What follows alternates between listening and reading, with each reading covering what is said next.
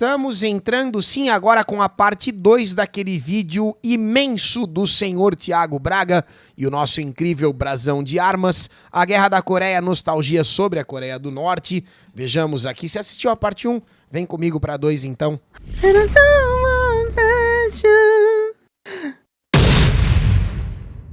Muito bem, vídeo longo, vídeo difícil de história seguiu. 1945 e 1946, os coreanos do norte ganham mais autonomia, com a criação de comitês populares para cuidar da região. Aí começa a nascer um estado socialista, com as terras que foram tomadas, a pior cagada que poderia ter acontecido, pelos japoneses, sendo redistribuídas entre a população do norte. Foi aí que se deu a treta. Além disso, muitas fábricas criadas para servir ao Império Japonês são nacionalizadas e passam a pertencer ao governo da Coreia do Norte. Já na parte de baixo do paralelo, a truculência continua solta. Em 1946, a economia está arrasada e os socialistas da região organizam protestos contra os Estados Unidos. O governo vai pra cima dos manifestantes em conflitos que deixam porque é exatamente um ano após a Segunda Guerra Mundial, né, chat? É um período muito difícil. Milhares de presos e mais de 600... Acredito que pro mundo todo, né?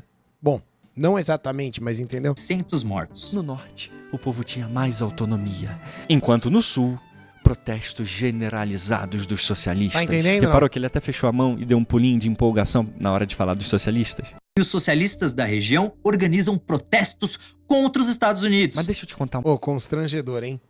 Essa posturinha de socialista da escolinha, sabe? Nossa, ai, essa mãozinha, olha... É vexatório, né? uma coisa que ele não vai te contar. No norte, o bicho tava pegando feio e a violência era no estilo bolchevique de ser. E não Como é que é o que a Nive fez com esse menino, do que a Nive se livrou, certo?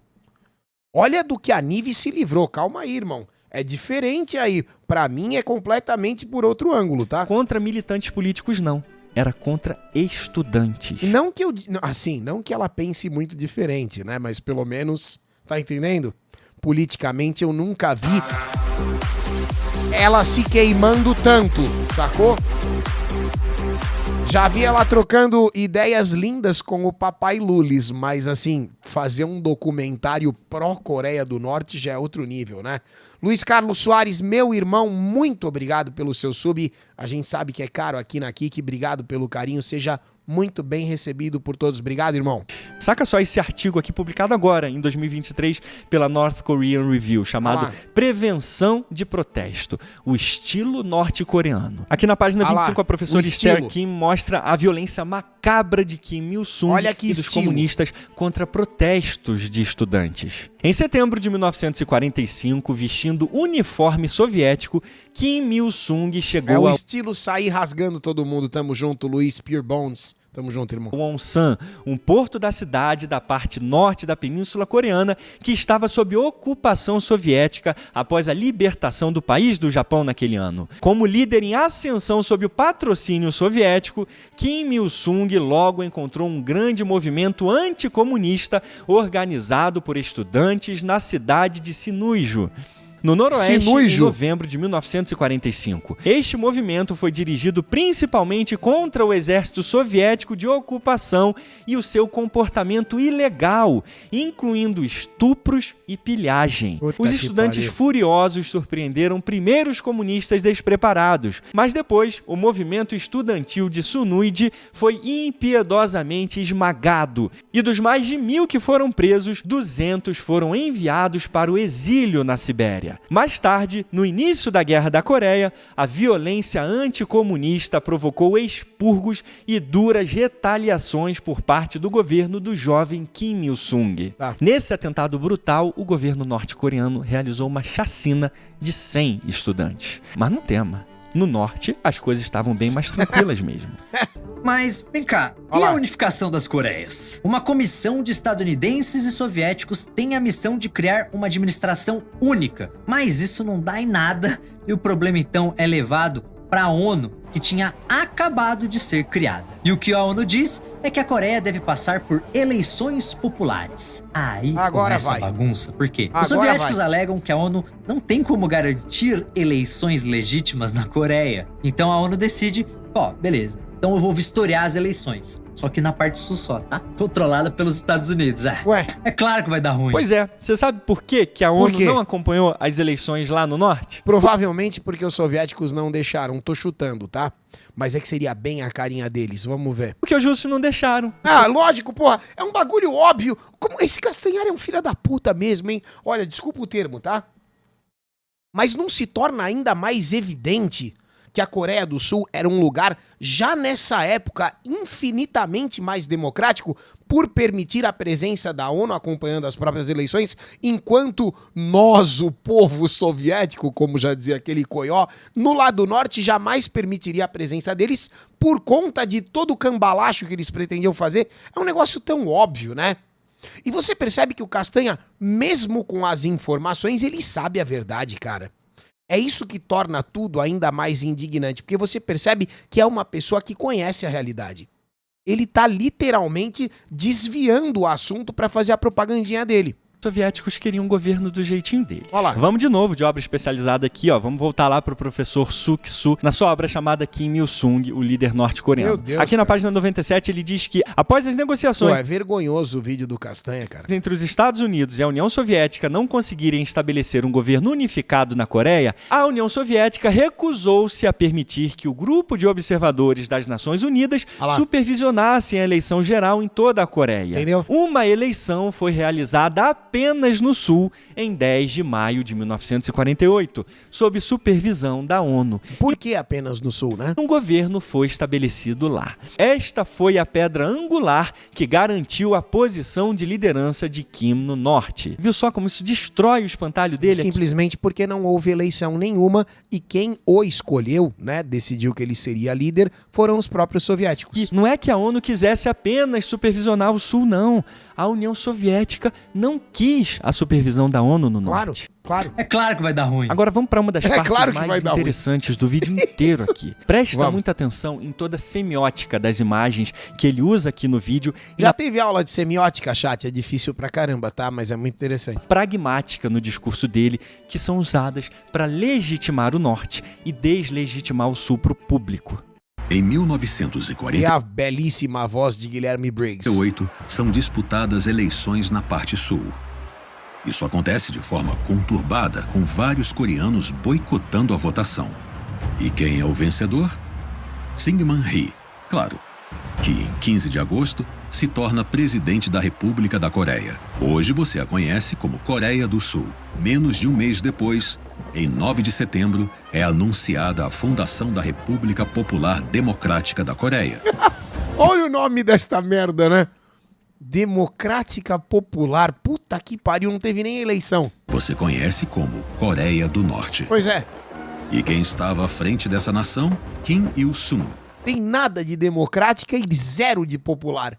O povo não decidiu bosta nenhuma. Os soviéticos decidiram que esse cara era o novo deus do lugar. A partir de hoje, esse aqui é o imperador, se vira aí. Que passa a ocupar o cargo de primeiro-ministro. Pois é. Na Coreia do Sul, cores frias, cinzentas, pessoas carrancudas, militares queixudos no... Caralho, tem que ser muito cara de pau pra fazer um documentário propagandista desse em 2024. Você não tem Netflix na sua casa? Abre lá o catálogo da Netflix, procura um filme da Coreia do Norte.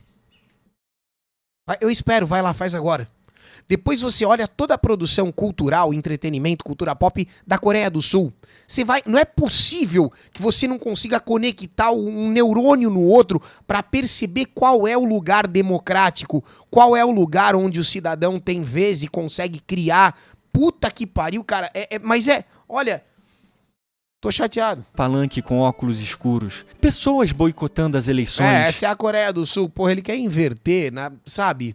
É muito vergonhoso, cara. E no norte, cores quentes. Puta que música, pessoas sorrindo. Kim Il-sung sorrindo, acenando para o público. Kim Jong-un deve estar rodando esse vídeo 24 Essa é a tal da semiótica, né? Você percebe, né, através dos sinais e os interpreta da forma que o emissor está tentando passar. horas por dia na Coreia do Norte. Falando muito sério e com muita franqueza agora, esse vídeo é uma vergonha apologética. Porra. Em muitos momentos do vídeo, ele mostra claramente a sua defesa em relação àquele regime que se tornaria um dos regimes mais brutais e violentos da história. Perfeito. E qualquer pessoa que estude o mínimo do que foi aquele regime assassino e brutal sabe como é revoltante. Mas o vídeo continua sem freio, senhoras e senhores. Olha isso aqui. Isso acontece de forma conturbada, com vários coreanos boicotando a votação. Nesse clima sombrio e cinzento da Coreia do Sul, que faria o castelo de Grayskull parecer um castelo de uma princesa da Disney, Pois é. várias pessoas protestam e boicotam as eleições. Só quanto que é várias pessoas? 10? 50? 150? 1000 pessoas? Assim, mas pela seriedade que ele colocou nesse trecho aqui do vídeo, deve ter sido várias milhões de pessoas, né? O problema é que quando a gente vai para estudos sérios, mostrando as dinâmicas objetivas das eleições no Sul, essa falácia é esfarelada sem pena. Mas vamos deixar para quem entende, então, de verdade do assunto explicar pra gente. Essa obra aqui é uma das mais relevantes no assunto, com um time de especialistas que contribuíram com seus artigos. A Guerra da Coreia na História Mundial, publicada pela Universidade de Kentucky. No capítulo O Povo Coreano, escrito pelo professor Alan Miller, ele mostra claramente que as eleições no Sul foram um sucesso, ao contrário da propaganda norte-coreana. Olha, Ué, mas não foi isso que o Castanha disse. ele dizendo claramente aqui pra gente na página 38, ó. O processo eleitoral aconteceu dentro do planejado e apesar de terrorismo e sabotagem, e que cerca de 600 pessoas morreram nos incidentes ligados diretamente às eleições. E no parágrafo seguinte ele mostra que 80% dos eleitores compareceram às urnas, com apenas 5% se abstendo. Foram 8,4 milhões de votantes. E o presidente Syngman Rhee foi eleito presidente com uma esmagadora maioria dos votos. Rapaziada, o simples fato de que na Coreia do Sul houve eleições e na Coreia do Norte não houve, isso é um fato histórico. Já deveria ser suficiente para que você percebesse alguma coisa não é possível. Não é possível, sabe? Na Assembleia Constituinte. 180 para ele e apenas 16 para o seu adversário de nome esquisito, Kim Koo. Ah, que inclusive tá no nosso chat direto. Abraço, Kim Koo. Com o nome desse era difícil ganhar a eleição mesmo, né? Sim. Pois é, né? Essas várias pessoas No Brasil, talvez ele fosse mais popular. Tá ligado? protestando contra as eleições eram bem No Brasil, Kim Koo costuma fazer sucesso, chat. poucas, várias pessoas mesmo, né? E as eleições foram consideradas pela ONU democraticamente aceitáveis e a esmagadora maioria do povo compareceu na E votação a amiga do Barros acordou cedo, hein?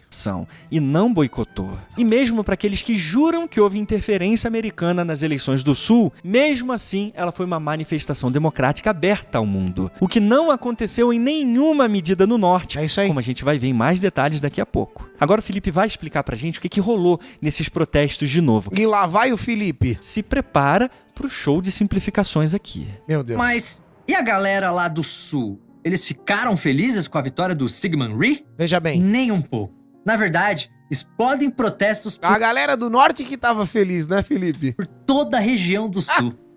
Um dos maiores Caralho. acontece na ilha de Jeju, que era chamada de Ilha Vermelha pelos Estados Unidos porque era cheia de socialistas. O Syngman Rhee, que agora é presidente, não pensa duas vezes e ordena que tropas do governo massacrem os rebeldes da ilha. Como eles não têm soldados suficientes para isso, membros da Liga Noroeste da Juventude, um grupo de apoiadores do governo, são enviados para ajudar na operação. Resultado, em alguns meses, 15 mil civis são mortos, muitos decapitados, num massacre que o governo da Coreia do Sul tentou esconder, mas que hoje é reconhecido pelos próprios sul-coreanos como um genocídio apoiado pelo exército dos Estados Unidos. Olha como ele generalizou tudo. Cara, aqui. mas isso é bem terrível o que ele falou agora, hein? Eu não faço ideia se é mentira ou se é verdade. Eu quero saber o que aconteceu. De acordo com o Felipe, Se é que isso é possível. a galera lá do Sul é o povo sul-coreano. Sim. Certo? Sim. Foi o que eu entendi, né? 15 mil pessoas, 15 mil, eu ia falar afegãos médios, 15 mil populares foram dizimados, foi o que eu entendi.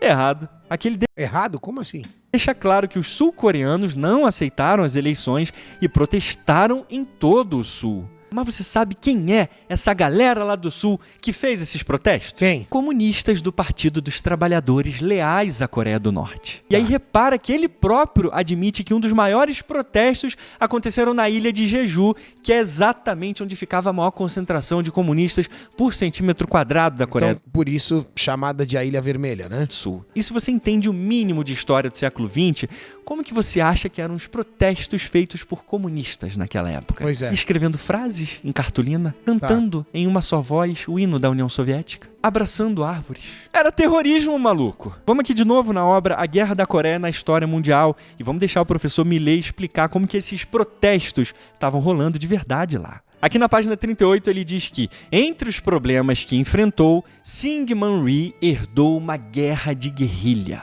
Embora as greves, manifestações e atos dispersos de violência não interrompeu o processo eleitoral de 1948, os membros do partido... Talvez não tenha interrompido somente porque essa galera estava concentrada numa ilha. Se eles estivessem ali pro outro lado, ia dar merda já, né? dos trabalhadores sul-coreanos, como outros oposicionistas armados, formaram bandos de guerrilha em todas as províncias do Norte e Cholla do Sul, Gyeongsang do Norte e do Sul e Ilha de Jeju. E aí, como resposta, o governador da ilha de Jeju começou a reprimir esses ataques terroristas dos comunistas. E como resposta, os guerrilheiros comunistas lançaram uma campanha coordenada de ataque a 24 subestações policiais e outras instalações do governo. E na página... Ataques terroristas mesmo, né? seguinte, o professor mostra como que os rebeldes começaram a crescer em número, atacando vilarejos e massacrando direitistas e suas famílias e jovens membros da igreja. E ele conclui dizendo... Cara, o Castanhari é uma cara de pau, né? Que em fevereiro de 1949, uma cuidadosa avaliação da inteligência americana identificou 10 zonas partidárias operacionais, controladas por 5.000 a 6.000 guerrilheiros. Mais de 20 cidades coreanas tinham grupos de comunistas escondidos suficientes para organizar terrorismo urbano, protestos e sabotagem. É muita cara de pau, velho. Olha como essa leitura mostra que a situação era muito mais complexa e violenta do que meros protestos contra o governo. Não, do jeito que o Castanhari falou, eu imaginei a Coreia do Sul entrando na ilha e dizimando 15.000 gamers médios. Tá entendendo? Botou todo mundo, matou todo mundo. Ele descreveu como um genocídio. Ele utilizou esse termo, inclusive, mas pelo que a gente está vendo agora, de acordo com os documentos, era muito mais algo parecido com uma guerra civil. Onde um grupo que se acha, né?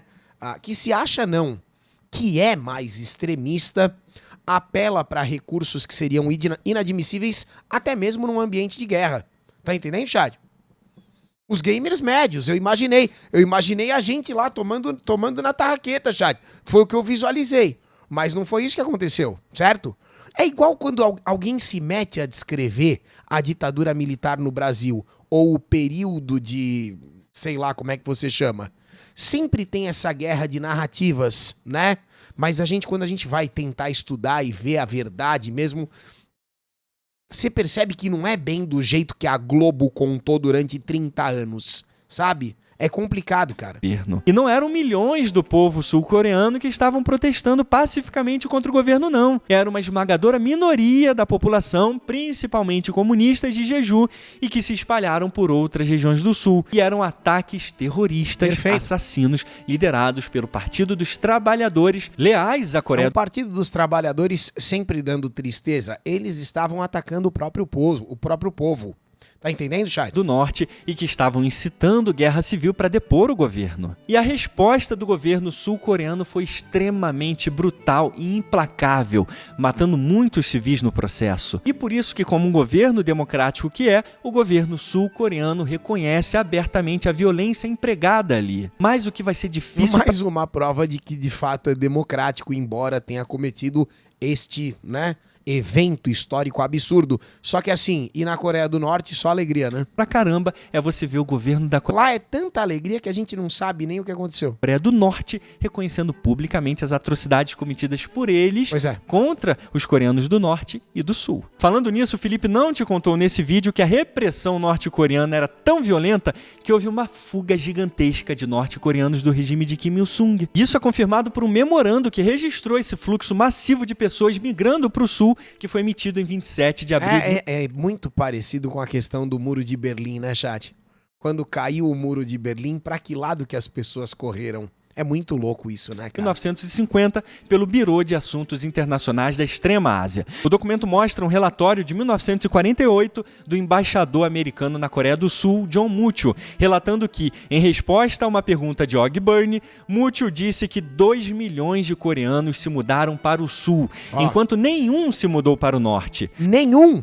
Os soviéticos Mas por quê? Por que não foram para aquela maravilha? Retiraram da Coreia do Norte as pessoas e grupos que manifestaram oposição a um Estado policial. Como consequência, os rígidos controles policiais e a ausência de pessoas insatisfeitas mantiveram a Coreia do Norte quieta, tornando assim difícil avaliar a aceitação do governo atual coreano pelos norte-coreanos. Tá entendendo? Após 40 anos de controle japonês, os coreanos estão determinados a resistir a novas interferências externas. Lembrando que isso aqui aconteceu em 1948, por ocasião da nomeação de Kim como presidente da Coreia do Norte. E o estudo que está na descrição do próprio vídeo do Nostalgia confirma essa fuga massiva de cidadãos norte-coreanos, tanto em 1948 quanto durante a guerra. O estudo diz que o número de imigrantes do norte para o sul era de 2 a 3 vezes maior do que do sul para o norte. E na página 4, o estudo confirma que houve 2 grandes ondas migratórias do norte para o sul,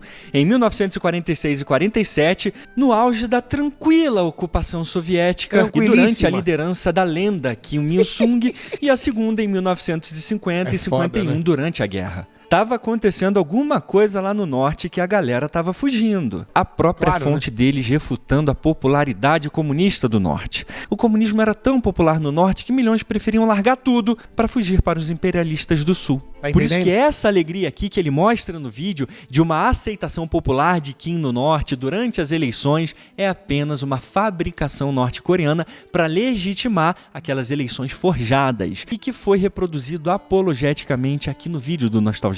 Portanto, se houve algum nível de eleição democrática na Coreia, foi no sul e não no norte. Sim. E falando em brutalidade... E esse já é um fato histórico suficiente para encerrar a discussão de novo, né? Pela, sei lá, milionésima vez. É engraçado você perceber quantas vezes essa dinâmica, né, historicamente já aconteceu. Cuba é maravilhoso, Cuba é incrível, você nunca vê ninguém pegando um pneu na Flórida para fugir para Cuba, né? Quando o Muro de Berlim caiu, a gente sabe muito bem para que lado que as pessoas correram. E a gente vai vendo essa coisa se repetindo, sabe? Sempre que o ser humano ele tem aí entre 2 opções, a dinâmica se repete. E é foda você ter que ficar encarando esse tipo de propagandinha.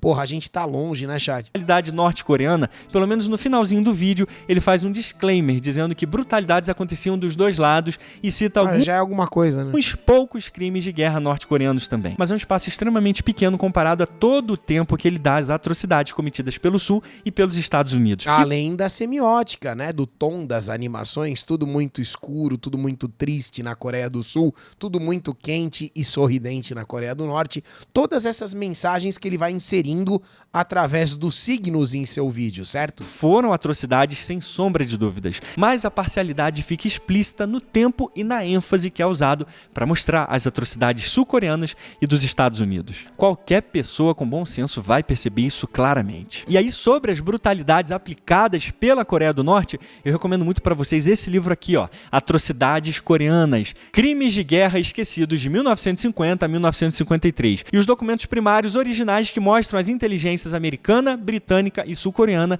denunciando mais de 1.600 casos de crimes de guerra e brutalidades efetuados pela Coreia do Norte. Mas a guerra ainda não começou oficialmente. Para ela começar, alguém precisa dar o primeiro tiro.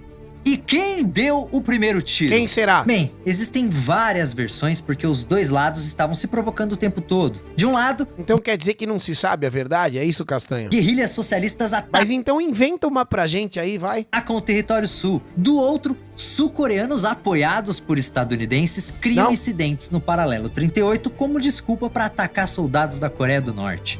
Mas, oficialmente falando, a guerra começa com a Coreia do Norte. Em 1950, contando com Que surpresa. o respaldo da União Soviética, o Kim Il-sung dá a ordem de ataque. Mas ele teve que admitir que a guerra começa com a invasão ao sul pela Coreia do Norte. Porra, pelo menos isso, né?